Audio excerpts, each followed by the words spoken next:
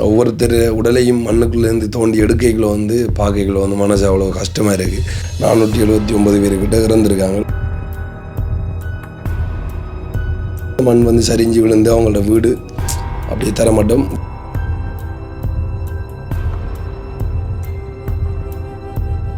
வீட்டுக்குள்ளே அவங்களும் இருந்திருக்காங்க. உள்ளுக்குள்ளே அவ்வளோ பேரும் வந்து இறந்துட்டாங்க.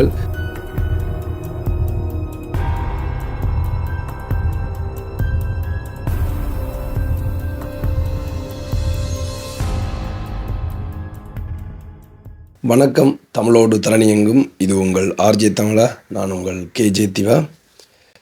ஓகே, இலங்கையில் வந்து இப்போதைக்கு பிரச்சனை எல்லாம் ஓரளவு மீண்டு வந்து கொண்டிருந்த நிலைமையில் வந்து நேற்றைய தினம் வந்து ஒரு அறிவிப்பு விட்டிருந்தவங்க 4ஆம் தேதி, அதாவது டிசம்பர் மாதம் 4ஆம் தேதி இலங்கையில் இருக்கிற நிறைய இடங்களில் வந்து கனமழை வரும், அதே மாதிரி வந்து சீரற்ற காலநிலை வந்து நிலவக்கூடும் அப்படின்ற மாதிரி வானிலை அறிக்கையால் வந்து செய்தி வந்து விட்டிருந்தவங்க. இன்றைக்கு வந்து டிசம்பர் 4ஆம் தேதி. உண்மையிலே என்ன நடக்க போகுதுன்னு சொல்லி தெரியலை. எது இருந்தாலும் முன்னாயத்தமாக வந்து இருக்கணும். அதையும் தாண்டி வந்து இதுவரைக்கும் கிட்டத்தட்ட, அதாவது நேற்றைய தினம் டிசம்பர் 3ஆம் தேதி பின்னேரம் வெளிவந்த செய்தியின்படி இதுவரைக்கும் இலங்கையில் இறந்த மொத்த பேரோட எண்ணிக்கை வந்து 475 வந்து உயர்வடைஞ்சிருக்கு. அதோட சேர்த்து வந்து காணாமல் போனாக்கிற எண்ணிக்கை வந்து 350. அதாவது இன்னும் அவங்கள கண்டுபிடிக்கலை, அவங்கள எங்கே இருக்கிறாங்கன்னு சொல்லியும் தெரியலை. வந்து இந்த இடத்துல நீரில் அடிபட்டு போனாங்களோ இல்லை மண்ணில் வந்து புதையுண்டு இருக்காங்களோன்றது வந்து இன்னும் அவங்களோட பாடியோ இல்லை அவங்கள இன்னும் கண்டுபிடிக்கலைன்ற மாதிரி சொல்லலாம். அந்த வகையில் வந்து 350 பேர் வந்து இருக்கிறாங்க. உண்மையிலே வந்து ஒரு பெரிய இழப்பு அப்படின்ற மாதிரி வந்து சொல்லலாம். அவங்களுக்கு ஈஸ்டர் குண்டு தாக்குதலுக்கு பிறகு ஒரு பெரிய இழப்புன்னு சொன்னால் இந்த சீரற்ற காலநிலையால் வந்து, அதாவது என்ன சொல்கிற இயற்கை சூழலால் ஏற்பட்ட ஒரு பிரச்சனைன்னு சொல்லலாம். இது உண்மையிலே வந்து யாருமே எதிர்பார்க்கல இப்படி நடக்கும்னு சொல்லி. இலங்கையில் இப்போ நடந்து கொண்டிருக்கிற இந்த சீரற்ற காலநிலையில் ஏற்பட்ட பிரச்சனைகளில் இப்பையும் என்னென்ன பாதிப்புகள் நடந்து கொண்டிருக்கு, எத்தனை உடல்கள், அது என்ன சொல்கிற இப்போ மலையங்களில் வந்து இந்த பிரச்சனையெல்லாம் இப்போ நார்மலானதுக்கு அப்புறமா வந்து இப்போ அந்த மண்ணுக்குள்ளே புதையுண்டு போயிருந்த உடல்கள் எல்லாம் வந்து வெளியில் எடுக்கிற காணொலிகள், ஒரே குடும்பத்தை சேர்ந்த 6 பேர் எல்லாம் நேற்றைய தினம் வந்து எடுத்துருந்தவங்க. ஸோ அதை பார்க்கல வந்து மனசு வந்து அவ்வளோ கஷ்டமாக இருக்குது. ஸோ அந்த நியூஸ் எல்லாம் வந்து நான் இன்றைக்கி உங்களுக்கு சொல்ல போகிறேன். வீடியோக்கு யாராச்சும் புதுசாக வந்தீங்கன்னா சப்ஸ்கிரைப் பண்ணிவிட்டு வீடியோ பாருங்கள். அப்போ தான் நாங்கள் போடுற வீடியோ எல்லாம் உடனுக்குடன் நோட்டிஃபிகேஷனில் வரும். வாங்க வீடியோக்குள்ளே போகலாம். ஓகே, இப்போ இந்த அனர்த்தத்தால் பாதிக்கப்பட்ட நிறைய பேருக்கு, கிட்டத்தட்ட நேரடியாக பாதிக்கப்பட்டவங்களோட எண்ணிக்கை இப்போ வந்து எவ்வளோ இருக்குதுன்னு சொல்லி பார்த்தீங்கன்னு சொன்னால் கிட்டத்தட்ட 16 லட்சம் 1.6 மில்லியன் பேர் வந்து பாதிக்கப்பட்டிருக்காங்க. இலங்கையில் நிறைய இடங்கள், எல்லா இடங்கள்லையும் வந்து ஸோ பாதிக்கப்பட்டு அதுலேருந்து கொஞ்சம் பேர் வந்து முகாம்களில் தங்க வைக்கப்பட்டு மற்றவங்க வந்து அவங்களோட தெரிஞ்சவங்கள வீட்டில் எல்லாம் வந்து இருக்கிறாங்க. ஆனால் அவ்வளோ பேரும் வந்து பாதிக்கப்பட்டிருக்கிறாங்கன்னு சொல்லி நியூஸ் வந்திருக்கு.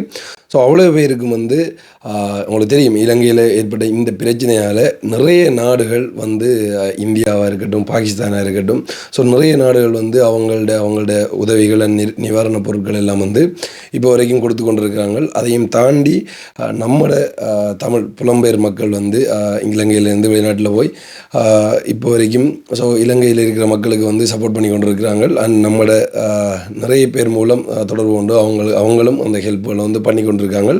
இதெல்லாம் தாண்டி நிறைய கிளப்புகள், அதை தாண்டி வந்து நிறைய என்ன சொல்கிறேன், இந்த ஸ்கூல் படித்த பெட்சுகள் எல்லாம் சேர்ந்து வந்து அவங்களுக்கு தெரிஞ்சவங்கள்ட்ட எல்லாம் வந்து கொஞ்சம் கொஞ்சம் பொருட்கள், இப்போ என் வீட்டிலேருந்து என்னால் ஒரு 2 சோப் தான் கொடுக்க முடியும்னு சொல்லி சொன்னால் நான் அதை கொடுக்கலாம். அப்படி வந்து கொஞ்சமாக வந்து எல்லாத்தையும் கலெக்ட் பண்ணிவிட்டு வந்து அதை கவர்மெண்ட்டு ஒப்படைக்கிறாங்க. என்னதுக்காகன்னு சொல்லி பார்த்தீங்கன்னா, அங்கே மலைய பக்கம் வந்து பாதிக்கப்பட்ட அந்த மக்களுக்கு வந்து அந்த பொருட்கள் போய் சேரணுன்றதுக்காக வந்து உண்மையிலே இதுக்கெல்லாம் வந்து ஒரு பெரிய நன்றி சொல்லிக்கொள்ளணும். ஏனெண்டா ஒரு ஏரியாவிலேருந்து ஒரு மக்கள் பாதிக்கப்பட்டால் எல்லாமே நம்ம நாட்டு மக்கள் தான்ன்றதை புரிஞ்சு கொண்டு ஒரு பக்கத்தால் இருந்து அவங்களால முடிஞ்ச ஒரு என்ன சொல்கிற ஒரு ஐயாவை நான் பார்த்துருந்தேன். அவர் வந்து அவரை பார்க்கலே வந்து நம்மளுக்கே விளங்கும், ஒரு சிலரை பார்த்தா வந்து எவ்வளோ கஷ்ட நிமிடத்தில் இருக்கிறாங்கண்டு. ஆனால் அவரால் முடிஞ்சது வந்து ஒரு 2 பிஸ்கெட் பையை வாங்கி கொண்டு அந்த டீம்கிட்ட வந்து கொடுத்துருந்தார்.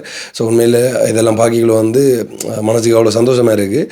ஸோ நம்மளால் முடிஞ்சது இதுதான். இந்த டைமில் இப்படி இருக்கிறவங்களுக்கு நம்மளால் முடிஞ்ச சப்போர்ட்டை பண்ணுறது தான். அந்த வகையில் வந்து இப்போ மட்டக்களப்புலேயும் நிறைய பேர் வந்து அதை செஞ்சு கொண்டு இருக்கிறாங்க, நிறைய ஏரியாக்கள். அதை தாண்டி வந்து யாழ்ப்பாணத்துலேருந்து எல்லாருமே வந்து இதில் கலெக்ட் பண்ணிவிட்டு அதுக்கப்புறமா வந்து மலையத்துக்கு அனுப்பி வைக்கிறாங்க. உண்மையிலே அதெல்லாம் வந்து ஒரு பெரிய விஷயம். இதை தாண்டி அரசாங்கத்தால் வந்து இப்போ அறிவிச்சிருக்காங்க என்ன சொல்லி பார்த்தீங்கன்னா, இந்த வெள்ளத்தால் பாதிக்கப்பட்ட குடும்பங்கள், அதாவது நேரடியாக பாதிக்கப்பட்ட குடும்பங்களுக்கு 10,000 50,000 வரைக்கும் வந்து நிதி உதவி வந்து செய்ய போகிறாங்க. அதாவது உங்களோட வீடு பாதிக்கப்பட்டிருக்கலாம், இல்லை வீட்டுக்குள்ளே இருந்த பொருட்களை வந்து பாதிக்கப்பட்டிருக்கலாம். அதை தாண்டி வந்து பிரதேச செயலகத்தால் வந்து ஒரு அறிவித்தல் வெளியிட்டிருப்பாங்க, என்ன சொல்கிற இந்த கிராமங்கள் வந்து பாதிக்கப்பட்டிருந்தேன்னு சொல்லி.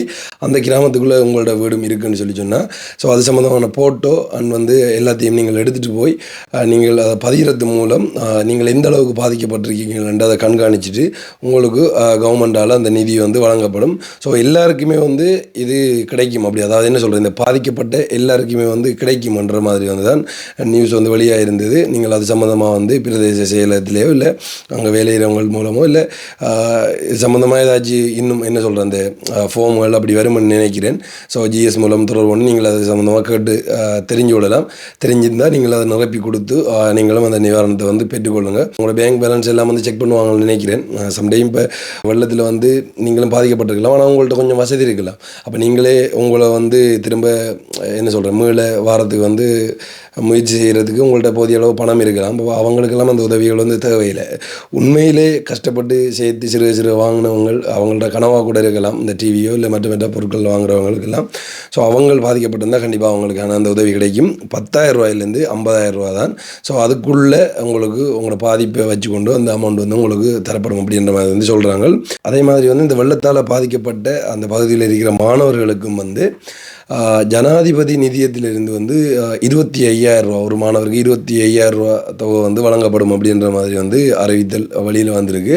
ஸோ உண்மையாக வந்து நீங்களும் உங்களோட புத்தகம் கோப்பிகள் அப்படின்னு சொல்லி நீங்கள் பாதிக்கப்பட்டிருக்கலாம். அப்படி இருந்தால் ஸ்கூலால் எனக்கு தெரிஞ்சு எடுப்பாங்கன்னு நினைக்கிறேன். இந்த பட்டியல் எடுத்து அது மூலமாக உங்களுக்கு வந்து அந்த நிதி வந்து சேரும் அப்படின்னு சொல்லி நினைக்கிறேன். அப்படி தான் ஜனாதிபதி ஊடக பிரிவால் வந்து அந்த செய்தி வந்து வெளியாகிருக்கு. ஸோ இதான் வந்து உண்மையிலே இலங்கையில் கிடைச்சி கொண்டிருக்கிற நிவாரணமாக இருக்கட்டும், அதை தாண்டி வந்து கவர்மெண்டால் கொடுக்குற அந்த நிவாரணமாக இருக்கட்டும், இது ரெண்டும் முக்கியமாக வந்த அறிவிப்பு. அதாவது நேற்று வந்து இதை தாண்டி வந்து நிறைய நாடுகள் வந்து உண்மையிலே உதவி செஞ்சு கொண்டிருக்கு. அதெல்லாம் வந்து ஒரு பெரிய விஷயம். நேற்றைய தினம் நீங்கள் பார்த்தீங்கன்னு சொன்னால் மடுல் சீமை பண்டாவத்தை தோட்டத்தில் ஏற்பட்ட அந்த மண் சரிவால் வந்து ஒரே குடும்பத்தை சேர்ந்த 6 பேர் உடல் வந்து நேற்று எடுக்கப்பட்டது, அதாவது மண்ணுக்குள்ளேருந்து எடுக்கப்பட்டிருந்தது.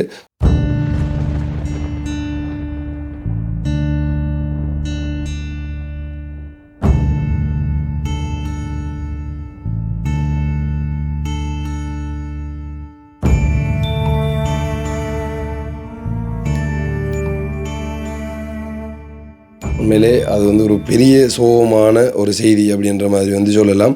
அதையும் தாண்டி வந்து கிட்டத்தட்ட 36, அதாவது ரம்புக்கலை என்ற அந்த பகுதியில் வந்து 36 குடும்பங்கள் அப்படியே மண் சரிவால் பாதிக்கப்பட்டதை தாண்டி வந்து அந்த மண் வந்து சரிஞ்சு விழுந்து அவங்களோட வீடு அப்படியே தரமட்டம் வீட்டுக்குள்ளே அவங்களும் இருந்திருக்காங்க. உள்ளுக்குள்ளே அவ்வளோ பேரும் வந்து இறந்துட்டாங்க.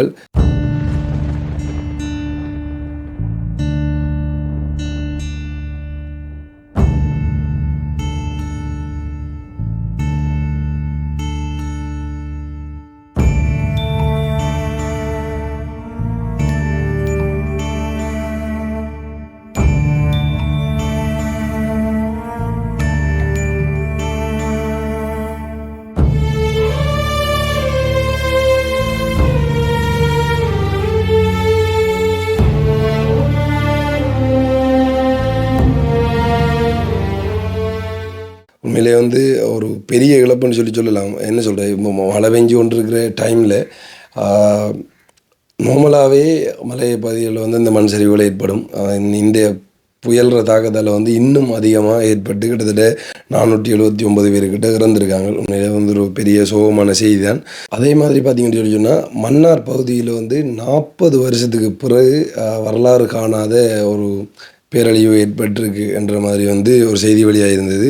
கிட்டத்தட்ட 1,27,263 69 பேர் வந்து பாதிக்கப்பட்டிருக்காங்க. அதுலேயும் வந்து 800 வீடுகள், அவங்களோட வீடுகள், 15,000 கால்நடைகள் வந்து மாயமாக போயிட்டாமன்னு சொல்லி வெளியாகிருக்கு. உண்மையில் நியூஸ் வந்து கிட்டத்தட்ட பாருங்கள் 800 வீடுகளுக்கு மேலே நீருக்குள்ளே வந்து மூழ்கி இருக்கு. நேற்றைய தினம் நாங்கள் போட்ட வீடியோலாம் நீங்கள் பார்த்துருப்பீங்கள். பாருங்கள் எப்படி எந்தளவு தண்ணி நிற்கன்னு சொல்லி. ஆமாம்,